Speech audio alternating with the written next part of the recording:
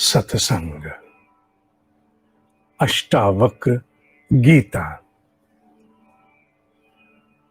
मेरे ब्रह्म ऋषि का एक अद्भुत और उसे हम कालहीन कह सकते हैं, काल से परे का वाक्य है। उनका ये कहना था कि वर्तमान युग की समस्याओं का मूल में एक ही कारण है, अचिंत्य चिंतनम। अचिंत्य चिंतनम, मनुष्य उन विषयों का चिंतन मनन करता जिन विषयों का उसे नहीं करना, और वो चिंतन को मनन से हटा के चिंता तक ले जाता। और जब चिंतन अचिंत्य हो, ना करने योग्य हो, और वो चिंता बन जाए, तो उसके परिणाम सुखद नहीं होते, घातक होते। अचिंत्य चिंतनम में भेद करने की क्षमता को ही विवेक कहते हैं।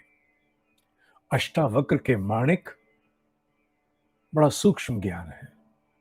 अद्वैत में जरा सा भी इधर से उधर हुए नहीं, अर्थ के अनर्थ की संभावनाएं पूरी रहती हैं। इसलिए बड़ी सतर्कता और बड़ी सजगता के साथ सत्य के तथ्य को धारण करना होगा। जो चिंतन करने योग्य विषय नहीं है, वो कौन से हैं? ये भेद भी तो विवेक का ही है, बुद्धि का नहीं है। बुद्धि तर्क सम्मत होकर के चलना आरंभ करती है, और तर्क के अधीन अनर्थ भी कर सकती है। बहुत सुंदर वाक्य है। अगर बुद्धि के तर्क पर चलें और अर्थवाद पर आधारित हो जाएं, तो जिस व्यक्ति का शरीर उत्पादक नहीं, उसकी रहने की आवश्यकता नहीं। अगर केवल बुद्धि के अर्थवाद, तर्कवाद पर आधारित हो जाए, आवश्यकता है बुद्धि के साथ विवेक की, जो भाव को भी साथ लेके चलता है, भावनाओं को साथ लेके चलता है। इसलिए क्या विषय चिंतन योग्य है, क्या नहीं, ये बुद्धि का नहीं, विवेक का विषय है। विवेक धीरे धीरे विकसित होता है, एक दिन में नहीं। गायत्री इसमें सहायता देती है। विवेक को विकसित करने के लिए अपने भीतर बड़ा चिंतन मनन होता है। बुद्धि अनेकों प्रकार के उठापटक मचाती है, तांडव रचाती है, कभी कुछ तो कभी कुछ उचित ठहराती है। पर धीरे धीरे एक स्थिर बुद्धि, एक संतुलित बुद्धि, एक भाव पूरित बुद्धि, सामूहिकता को लिए हुए बुद्धि, वर्तमान भविष्य को ध्यान में रख करके बुद्धि जब किसी निर्णय निष्कर्ष पर पहुंचे, उसे विवेक कहते हैं। विवेक केवल अभी की, केवल अपनी नहीं, विवेक अभी की और कभी की, भविष्य की, अपनी, सभी की लेकर के ही सोचता है। ये मूल भेद है। विवेक पर आधारित होकर किया गया चिंतन सृजनात्मक है, अन्यथा अचिंत चिंतनम चिंता बन करके लिप्सा, कामना, ईर्ष्या, क्रोध, द्वंद्व, जो सबसे बड़ा दुख का कारण है, द्वंद्व, कॉन्फ्लिक्ट, आशंकाएं, एंग्जाइटीज, एंग्जाइटी, हर घड़ी एंग्जाइटी। ये मनुष्य की विषमताओं के मूल कारण है। आवश्यक दायित्व विवेक पूर्ण, विवेक सम्मत रूप से निर्वहन करते हुए आगे बढ़ना यही सीखना अध्यात्म का प्राथमिक सोपान है, चरण है। How to carefully tread further without compromising your inner growth. How? The question to that how is the learning absorption of अध्यात्म। जिम्मेवारी को जीवन की छोड़ी ना जाए और चिंतन ऐसा कि चिंता ना बने, सृजनात्मक हो, कैसे आगे इस पर बढ़े अपने आप को छुड़ाते हुए, ये अध्यात्म है। और इसी को व्यक्ति जब आगे लेके चलता है, विवेकपूर्ण रूप से चिंताओं को त्यागता है। कौन सी चिंताओं को? जो चिंतन करने योग्य नहीं है। जो करने योग्य है उस पर मनन करता है, जो करने योग्य नहीं उसे त्यागता है। ये भेद जब विकसित हो जाए, this inner discernment to distinguish and determine. लोग हमेशा आजकल आधुनिक युग में पूछते हैं, where to draw the line, रेखा कहां खींचे आखिर इस विषय की? तो बुद्धि नहीं, विवेक को निर्णय लेना है। कहां? काल के अनुरूप, विषय के अनुरूप, परिस्थिति के अनुरूप, व्यक्ति के अनुरूप, where to draw the line. किसी व्यक्ति के लिए कोई विषय बड़ा अलग हो सकता है। यही भाव इस श्लोक में अष्टावक्र ऋषि, अष्टावक्र ब्रह्म ऋषि अष्टावक्र व्यक्त करते हैं कि मनुष्य को चिंता से अपने आप को बचाना है, मनन से नहीं। इसका अर्थ यह नहीं है कि मनुष्य के जीवन के जितने महत्वपूर्ण विषय हैं उन पर चिंता करना, चिंतन करना छोड़ दो ना, गलत अर्थ मत निकालना। बिना मनन तो कोई योजना नहीं बन सकती, कोई प्रति उत्तर, कोई कर्म नहीं हो सकता, कोई प्रतिक्रिया नहीं दी जा सकती। मनन अनिवार्य है, बट देयर इज डिफरेंस। दोनों में अंतर है। एक आशंकाओं से भर करके कुछ का कुछ करते चले जाना और कभी किसी दोष के प्रभाव में चले जाना, और दूसरी तरफ एक सार्थक विषय पर मनन है, स्थिरता से सोची गई एक योजना। इसलिए चिंता से बचना है। जो चिंता से बचेगा मनन में जाएगा। मनन जरूरी है, विचार करना, सारे पक्ष देखने विषय के। यू हैव अ सिचुएशन, उसके सारे पक्ष अवलोकन करेंगे, सब कुछ देखना जरूरी है, ये मनन है। आशंका ग्रसित होकर, एंजाइटी रिडन होकर कुछ का कुछ कर जाना और अपने आप को खा जाना, दुख में ले जाना, अपने आप को धुनना, चिंता है। और ऋषि कहता है कि जिसकी चिंता समाप्त होती है, मनन नहीं, मैं बार बार मनन बोलूंगा ताकि कोई भ्रम न फैले कि सब चिंताएं छोड़ दो, फिर तो नहीं, कैसे छोड़ दो? मनन नहीं छोड़ो, चिंता छोड़ो। मनन तो करना पड़ेगा, जैसा बताया ना। इसे अच्छा 2 बार सुनना, 3 बार सुनना रिकॉर्डिंग को। एक बार में नहीं पल्ले आए तो 3 बार सुनो। संशय में मत जाना, डोंट गो इनटू डाउट। संशय में गया व्यक्ति अर्थ का अनर्थ निकालेगा। इसलिए मनन में जाओ। और जो व्यक्ति मनन में रहता है, जो चिंता नहीं करता, उसकी अनेकों कामनाएं भी धीरे धीरे गलनी आरंभ हो जाती है, क्योंकि वो जान जाता है अंदर क्या कामना करने योग्य है भी, क्या यूं ही है, व्यर्थ है। और जो केवल चिंता करता है वो अनेकों व्यर्थ की कामनाएं भी पाल लेता है।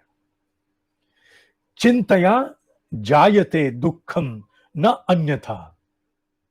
जायते का तात्पर्य यहां जन्म देने से है, उत्पन्न करने से।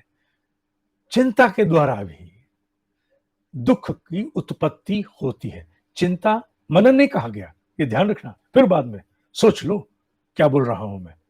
चिंता, अचिंत चिंतनम। इस रिकॉर्डिंग को 3 बार सुनना, इससे पहले कि किसी एक शब्द पर आधारित होकर निष्कर्ष निकालो। पीछे की सारी रिकॉर्डिंग भूल जाओ और अंतिम के पक्ष को पकड़ करके कहो आपने तो ये कहा था।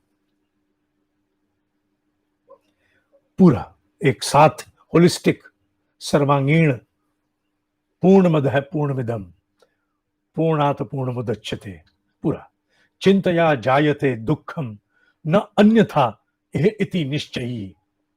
जिसका भीतर निश्चय हो गया इसके अतिरिक्त और कोई कारण नहीं दुख का, केवल ये चिंता है, जो भले ही अभाव के लिए हो, अज्ञान के लिए हो, अशक्ति के लिए हो। आज बोला गया एक एक शब्द महत्वपूर्ण है, इसे काट कर अलग से नहीं, पूरे को सुनना। चिंतया जायते दुखम न अन्यथा इति निश्चयी तथा हीनः सुखी शांतः सर्वत्र गलित स्पृहः। जिस व्यक्ति का सुख इससे समाप्त होता है वो शांति प्राप्त करेगा। भाव दिया मैंने, शाब्दिक अर्थ नहीं दिया, भाव दिया। तथा हीनः सुखी शांतः सर्वत्र गलित स्पृहः, उसे सुख की प्राप्ति होती है। जिस चिंता ने सुख हरण कर लिया वो पुनः लौट आता है, शांति की प्राप्ति होती है ऐसे दृढ़ निश्चय में। और गलित स्पृहः, उसकी कामनाएं ढीली गल जाती हैं, समाप्त होती हैं, मेल्ट हो जाती हैं। क्यों? वो जान लेता है ना कि क्या, क्योंकि जो मन चिंता में रहेगा उसे ये भी क्षमता नहीं रहेगी क्या सोचने योग्य, क्या नहीं सोचने योग्य, क्या कामना करने योग्य, क्या नहीं कामना करने योग्य। अनेकों कामनाएं तो जो आवश्यक बचेगा, आवश्यक के निर्वहन में इतना दुख नहीं। इस पृथ्वी पर समस्या कामनाओं की है, आवश्यकताओं की पूर्ति की नहीं है।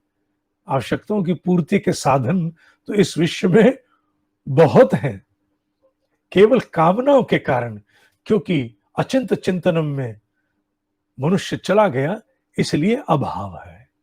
अन्यथा तो ईश्वर प्रदत्त संपदा सबके लिए है। यह भाव बड़ा गहरा है। इस भाव को धारण करने के लिए पुनः कहता हूं, इसे बार बार सुनना। ये बड़ा ही दुर्लभ माणिक है। ये तो सारे माणिक अष्टावक्र के बहुत ही दुर्लभ है, पर यह विशेषकर आज के अनुरूप, आज की परिस्थिति के प्रकाश में आवश्यक है। मनन करना अपने जीवन के आवश्यक कार्यों के प्रति दायित्व है तुम्हारा। चिंता करना, केवल चिंता अर्थात सार्थक मनन नहीं, योजना पक्ष नहीं, केवल अनर्गल सोचना, जिससे ईर्ष्या का जन्म भी होगा, लिप्साओं का और भी जन्म होगा, अनर्थ का जन्म होगा, एक झूठ की रक्षा में 100 झूठ का निर्माण होगा। ये सब इसी से होता है। इसलिए अचिंत चिंतनम, उस चिंता का त्याग करना होगा। एक दिन में होगा नहीं रे। कैसे होगा? जैसा साधना होती है, 1000 बार गिर के होगा।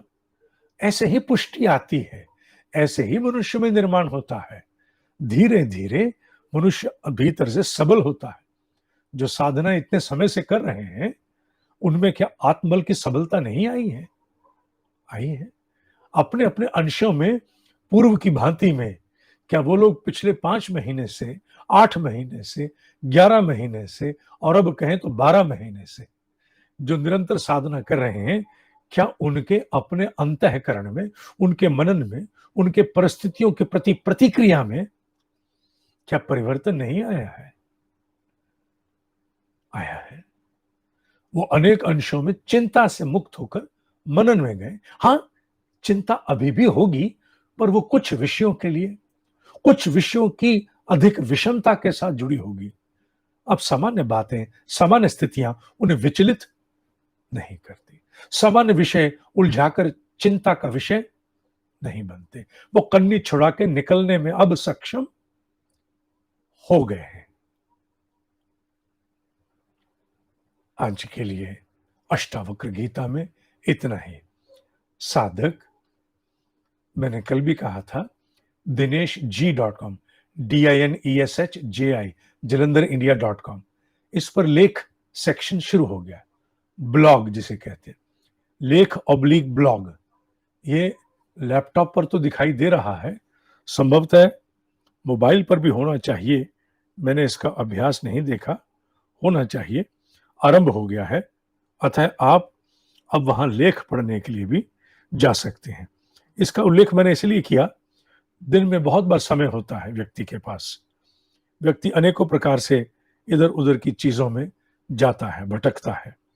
ऐसे में आवश्यक है कि अगर आप मोबाइल उठा करके वेबसाइट पर ही चले जाएँ, सबसे पहले तो अब आपको सूचनाएँ दिखाई देंगी। ये सूचनाएँ, कब कौन-सा बैच आरंभ होने जा रहा है। उसके भीतर जैसे ही आप गए, तो आप नीचे देखिए, ये लेख ब्लॉग लिखा है। लेख ब्लॉग स्पष्ट है, लेख और ब्लॉग। मैं प्रकाश बढ़ा देता हूँ, जिसमें आप देख सकें। लेख ब्लॉग दिखाई दे रहा होगा। इस लेख ब्लॉग में जाते ही आपको ये लेख दिखाई दे रहा होगा। इसे आप पढ़ सकते हैं, इस लेख को। तो इसी प्रकार अब यहाँ लेख समय-समय पर प्रकाशित होते रहेंगे। आप इन्हें देखना, सारी जानकारियाँ और लेख इत्यादि, और भी इसमें बहुत कुछ ऐसा साधकों के कल्याण स्वरूप इसमें और साथ में जोड़ने जा रहे हैं। पुस्तकें इत्यादि तो पहले से ही हैं। ओम शांति, शांति, शांति। ओम ही सत्य है, ओम ही सत्य है, ओम ही सत्य है।